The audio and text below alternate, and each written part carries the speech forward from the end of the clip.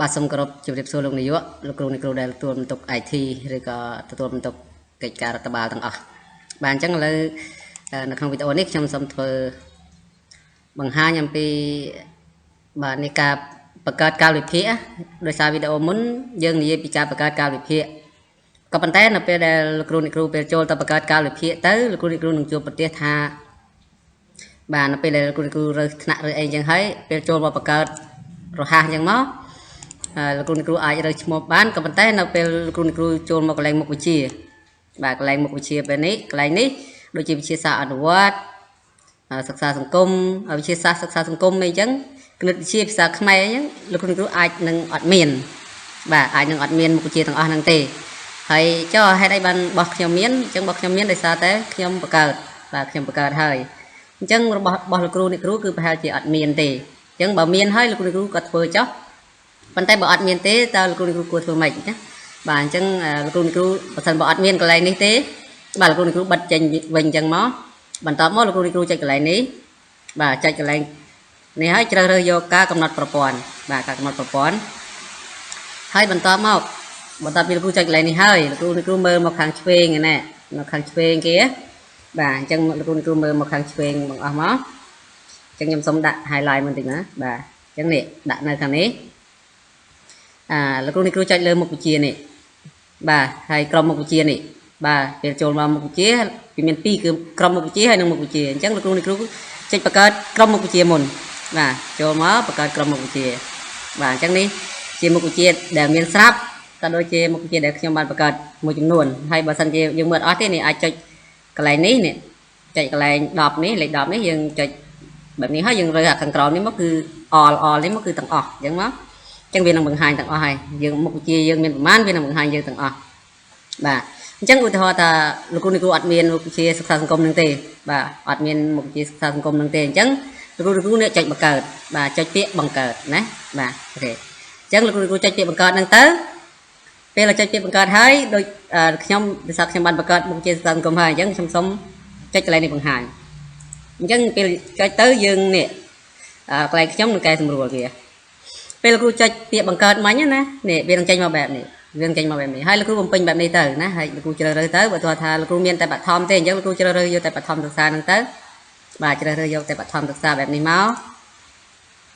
បាទហើយបន្តមកទៀតខាងក្រោមនេះពណ៌នាលោកគ្រូដាក់សិក្សាសង្គមអញ្ចឹងទៅហើយការពណ៌នាខាងនេះអក្សរឡាតាំងក៏សិក្សាសង្គមដែរហើយពាក្យកាត់អក្សរកាត់អីក៏លោកគ្រូដាក់សិក្សាសង្គមអញ្ចឹងទៅ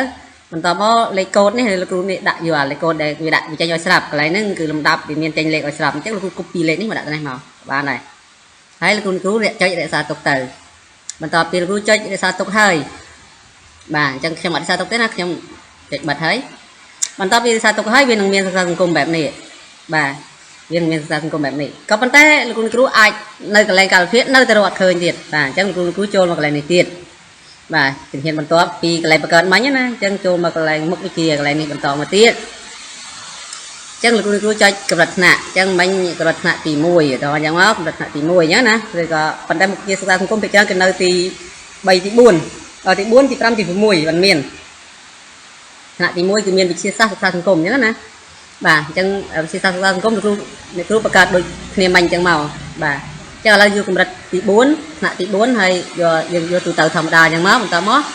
មុខវិជ្ជាយើងជ្រើសរើសយកសិក្សាសង្គមដែលយើងបានបង្កើតមិញអញ្ចឹងពេលយើងបានបង្កើតមិញវានឹងចេញឲ្យកន្លែងនេះអញ្ចឹងយើងជ្រើសរើសវាមកឥឡូវនេះវាចេញហើយនេះអញ្ចឹងបើសិនចុចកន្លែងនេះនៅពេលដែលលោកគ្រូចុចកន្លែងនេះសិក្សាសង្គមអញ្ចឹងហើយកន្លែងនេះអត់ទាន់មានទេណាលោកគ្រូវាអត់ទាន់មានទេ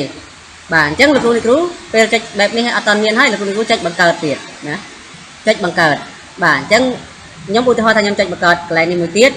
ប៉ុន្តែដោយសារខ្ញុំបង្កើតហើយខ្ញុំសូមចុចកែសម្រួលខ្ញុំយកកែសម្រួលវិញអញ្ចឹងពេលលោកគ្រូចុចបង្កើតក៏ចេញដូចគ្នាអញ្ចឹងដែរអញ្ចឹងចេញដូចគ្នាទេអញ្ចឹងពេលចុចបង្កើតហើយវាចេញបែបនេះមកអញ្ចឹងលោកគ្រូដាក់មកក្រុមមុខវិជ្ជានេះលោកគ្រូគ្រាន់តែចុចជ្រើសរើសមកវាចេញឲ្យសិក្សាសង្គមហើយបឋមសិក្សាអញ្ចឹងទៅមុខវិជ្ជាបាទកន្លែងនេះលោកគ្រូបើអត់ចេញអីទេបាទន័យថាបើវាអត់ចេញអីទេអញ្ចឹងណាបើវាអត់ចេញអីទេលោកគ្រូបំពេញប៉ុន្តែបើថាធម្មតាជាទូទៅលោកគ្រូអត់ពិបាកបំពេញក៏បានដែរកន្លែងហ្នឹងនៅពេលដែលដាក់មកគឺវាឲ្យយើងទៅទេហ្មងបាទវាឲ្យចេញឲ្យយើងទៅទេហើយ បន្តមកយើងដាក់កន្លែងនេះទូទៅធម្មតាហើយមកហើយនេះដល់ពេលលោកគ្រូដាក់ឈ្មោះកន្លែងនេះមុខវិជ្ជាសិក្សាសង្គមនឹងទៀតមកអាកន្លែងនេះទៅទេក៏ទៅទេទៅអត់អីទេប៉ុន្តែលោកគ្រូត្រូវរើសកម្រិតថ្នាក់កន្លែងនេះណាបាទរើសកម្រិតថ្នាក់កន្លែងនេះវាមានទីតាំងពីទី1ដល់ទី6អញ្ចឹងទៅប៉ុន្តែមុខវិជ្ជាហ្នឹងភាគច្រើនមាននៅទី4ទី5ទី6ទេអញ្ចឹងលោកគ្រូគ្រីសវាទៅគេមានប្រអប់ឲ្យគ្រីសណានេះដោយសារតែខ្ញុំកែសម្រួលទេដោយសារខ្ញុំកែសម្រួលអញ្ចឹងវាមានតែប៉ុណ្្នឹងទេណាបាទអញ្ចឹងលោកគ្រូធ្វើតាមហ្នឹងទៅបន្តមកបន្ទាប់ពីធ្វើរួចហើយលោកគ្រូចុចរក្សាទុកទៅបាទពេលចុចរក្សាទុកហើយលោកគ្រូនឹងបានមុខវិជ្ជាសិក្សាសង្គមហ្នឹងដើម្បីយកទៅបំពេញនៅកន្លែងកាលវិភាគហ្នឹងហើយអូខេឥឡូវនេះយើងឧទាហរណ៍ថារួចហើយពេលដែលរួចហើយលោកគ្រូចូលមកកន្លែងទូទៅបាទហើយចុចលើកាលវិភាគមកលោកគ្រូចុចលើថ្នាក់ទី4បាទបន្តមកលោកគ្រូចុចបង្កើតរហ័សអញ្ចឹងមកលោកគ្រូចូលមកជ្រើសរើសមកវាមានមុខវិជ្ជាសិក្សាសង្គមឲ្យលោកគ្រូរើសអញ្ចឹងហើយណាវានឹងមានមុខវិជ្ជាសិក្សាសង្គមឲ្យលោកគ្រូរើសហើយបាទអញ្ចឹងអរគុណលោកគ្រូទាំងអស់គ្នាដែលបានទស្សនាវីដេអូនេះហើយនៅក្នុងវីដេអូនេះមានតែប៉ុណ្្នឹងទេដោយសារតែបើសិនជាលោកគ្រូមិនច្បាស់ទេឬក៏បង្កើតអត់បានទេលោកគ្រូអាច comment សួរបានណាបាទអញ្ចឹងអរគុណច្រើនការបង្កើតមុខវិជ្ជាដើម្បីរៀបចំកាលវិភាគគឺមានតែប៉ុណ្្នឹងទេអរគុណ